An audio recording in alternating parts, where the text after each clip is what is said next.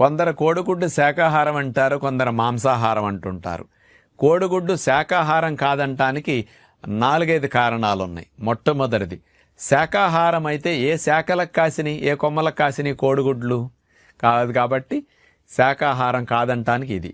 ఇక రెండవది, శాకాహారం అయితే పీచు పదార్థాలు ఉంటాయి, మరి కోడిగుడ్లో ఫైబర్ 0, శాకాహారం కాదు.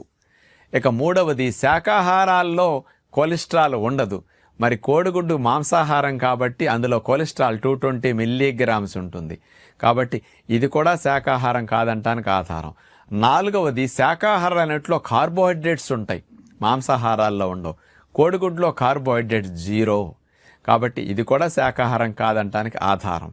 ఐదవది, నాటుకోడిగుడ్డు పిల్ల అవుతుంది, ఫారం కోడిగుడ్డు పిల్ల అవ్వట్లేదు కాబట్టి ఇది శాకాహారం కాదంటారు. పిల్లైనా పిల్లగాపోయినా శాకాహారం కోడిగుడ్డు మాత్రం కాదు, మాంసాహారమే.